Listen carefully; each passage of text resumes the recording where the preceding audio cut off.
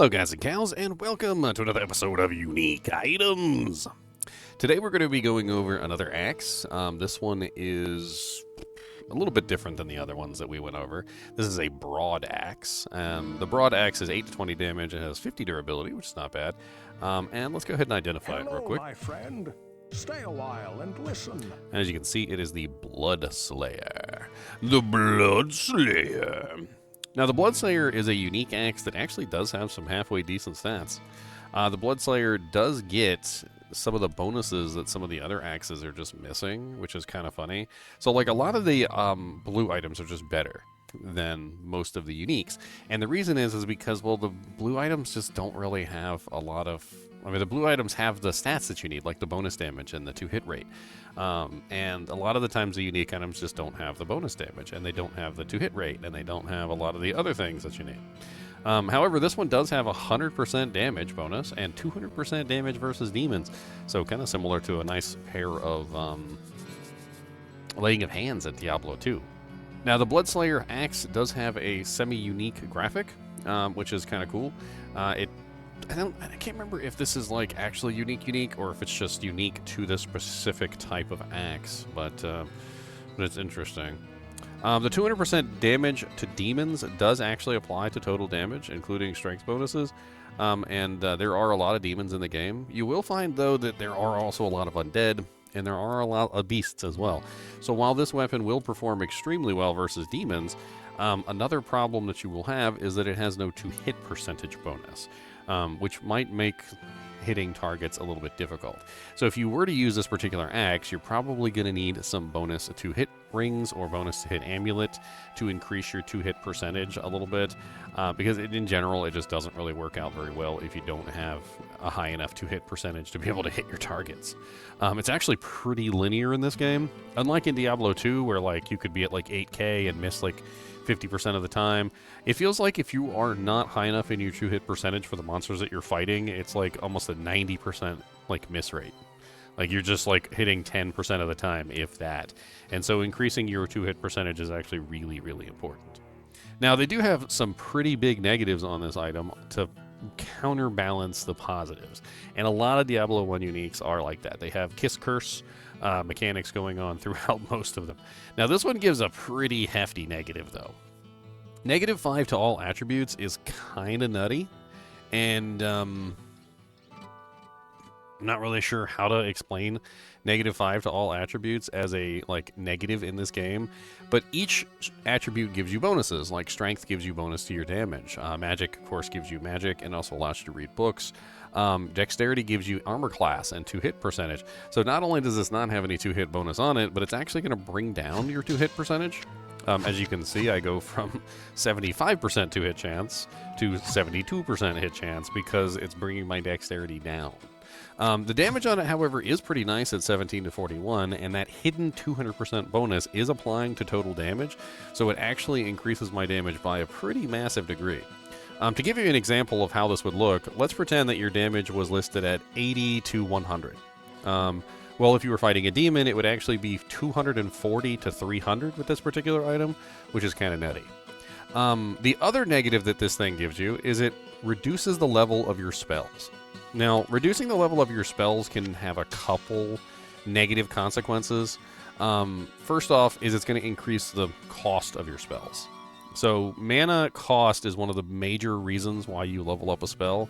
And it's kind of complicated, but decreasing the level of the spell doesn't do as much as you would think. It will increase the cost of the mana, and it will drop the damage by a little bit, but the damage is not entirely calculated by the level of the spell. I was actually looking this up because I was trying to figure out the damage of a spell that I didn't have yet, and I wanted to see if it was actually worth using. And the moral of the story is that it's actually a complicated formula of character level, spell level, and also like some other like little formulas that go into place. And the spell level actually has less effect than your character level does, and so this would actually have a really big effect early on when your character level is low, but as your character level increases, the majority of the power level of your spell is going to come from the actual level of your character anyway, so it's not that huge of a deal. But overall, just a really solid axe that if you find early enough, you could definitely get some good use out of. You're going to notice a huge damage fall off, though, when you're fighting undead and beasts. But since the majority of the monsters in some of the lower levels are all demons, I mean, I don't really know. It feels like it's a perfectly balanced item for that specific purpose. Now, one of the main downsides of a two-handed weapon, though, is of course that, well, you don't get access to the shield. And again, in some of the previous videos I've talked about this, but the shield is just an absolutely amazing defensive mechanic in this game. You not only do you get the block, but you also get the armor class, resistances, and other good effects that you could potentially have on your shield. And you can have some pretty amazing shields, trust me. We're talking like 45 all res. Bonuses to health, bonuses to armor, like all sorts of crazy stuff.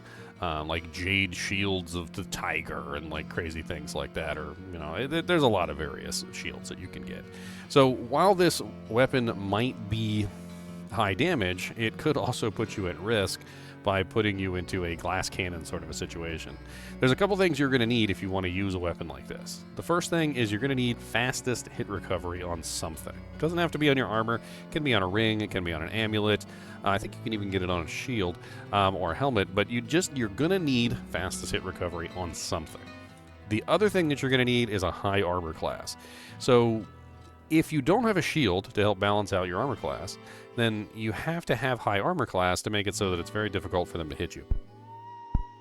There are armor class calculators that you can use to figure out exactly how much armor class you need at specific levels and specific areas, but generally more is better. The more armor class you can get, the better. Most of your armor class, if not all of your armor class for the most part, is going to come from your body armor piece.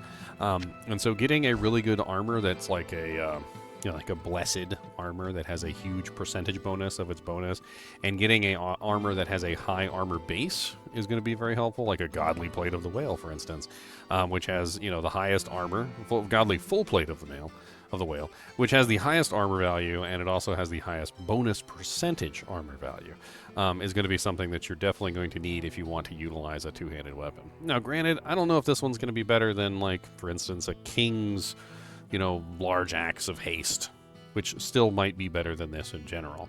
In fact, I'm pretty sure it is. But, the king's weapons are not exactly easy to come by. I have one on one of my other characters that I literally spent like it was like several hours shopping for, and it ended up being a king's mace of haste, which is still pretty darn good, but not quite a king's bastard sword of haste or a king's, great sword of haste, which is the two-handed variant.